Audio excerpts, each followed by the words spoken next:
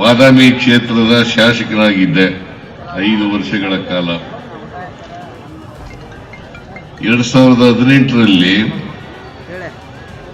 2 ಕ್ಷೇತ್ರಗಳಲ್ಲಿ ನಾನು ಸ್ಪರ್ಧೆ ಮಾಡಿದ್ದೆ.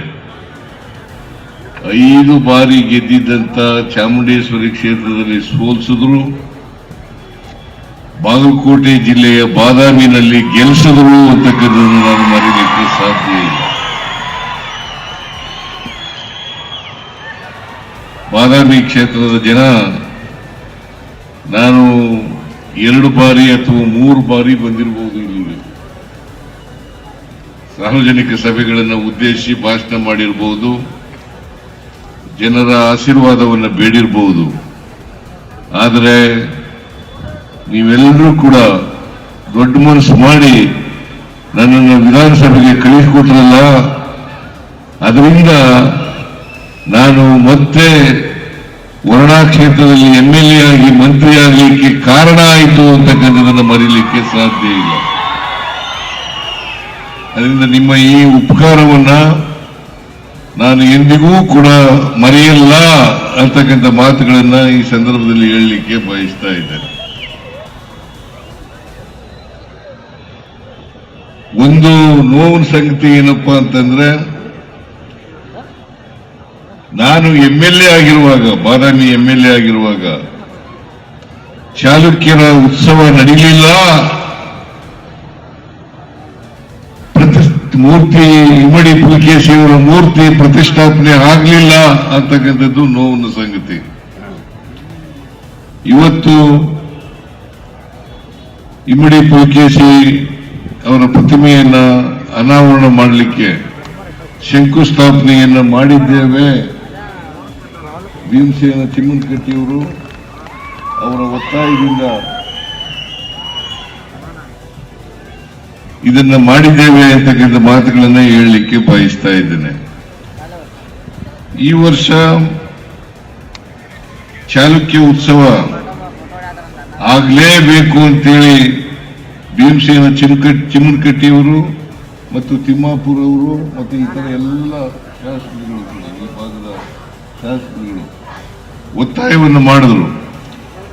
ಶಾಸಕರುಗಳು ಒತ್ತಾಯ ಮಾಡ್ತಾ ಇದ್ದಾರೆ ಅಂತೇಳಿ ಚಿಮ್ಮನಕಟ್ಟಿ ಮತ್ತು ತಿಮ್ಮಾಪುರ ಅವರು ಬಂದು ನನಗೆ ಹೇಳಿದ್ರು. ನಾನು ಹೇಳಿದೆ, ನಾನಿರುವಾಗ ಮಾಡಕ್ಕಾಗಲಿಲ್ಲ, ಈಗ ನಾನು ಈ ರಾಜ್ಯದ ಮುಖ್ಯಮಂತ್ರಿ ಆಗಿದ್ದೇನೆ, ಚಾಲುಕ್ಯರ ಉತ್ಸವವನ್ನು ಮಾಡೋಣ ಅಂತ ಹೇಳಿ ಬಜೆಟ್ನಲ್ಲೇ ಘೋಷಣೆಯನ್ನು ಮಾಡಿದೆ. ಬಜೆಟ್ನಲ್ಲಿ ಘೋಷಣೆ ಮಾಡಿ ಇವತ್ತು ಚಾಲುಕ್ಯ ಉತ್ಸವ 2026 ನಡೀತಾ ಇದೆ. ನಾವೆಲ್ಲರೂ ಕೂಡ ಭಾಗಿಯಾಗಿದ್ದೀವಿ. ಅದಕ್ಕೆ 3 ಕೋಟಿ ರೂಪಾಯಿಗಳನ್ನು ಕೊಟ್ಟಿದ್ದೇನೆ. ಅದು ಸಾಲಲ್ಲ ಅಂತ ಹೇಳಿದ್ದಾರೆ. ಇನ್ನ 1 ಕೋಟಿ ರೂಪಾಯಿಯನ್ನು ಕೊಡಬೇಕು ಅಂತ ಹೇಳಿದ್ದಾರೆ. ಇನ್ನ 1 ಕೋಟಿ ರೂಪಾಯಿಯನ್ನ ಕೊಡುತ್ತೇನೆ.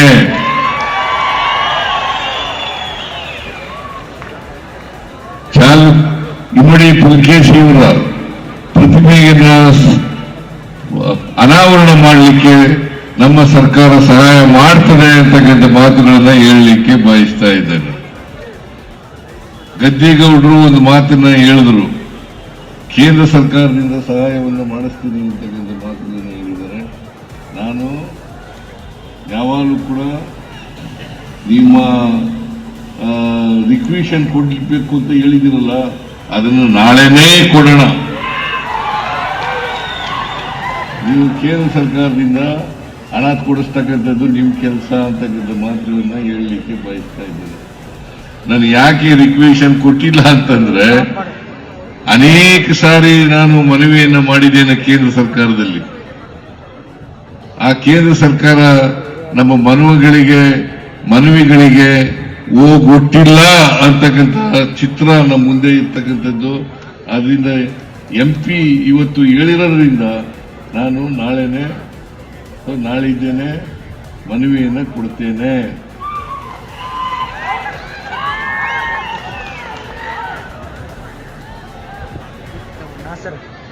ಕುರುಡನಿಗೆ ಬೇಕಾಗಿರೋದು 2 ಕಣ್ಣು.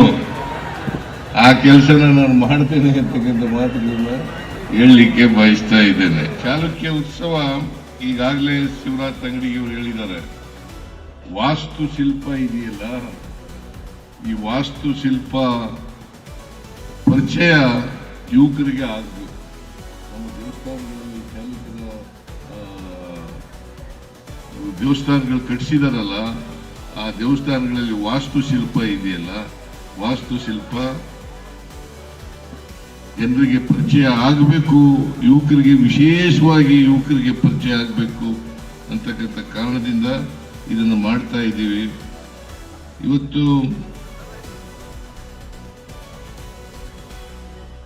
ಈ ಉತ್ಸವ ಮಾಡೋದೇ ಉದ್ದೇಶ ಅದು. ಬಾದಾಮಿ, ಐಹೊಳೆ ಮತ್ತೆ ಪಟ್ಟದಕಲ್ಲು ಯುನೆಸ್ಕೋ ಪಾರಂಪರಿಕ ಯೋಜನೆ ಆಗಿದೆ.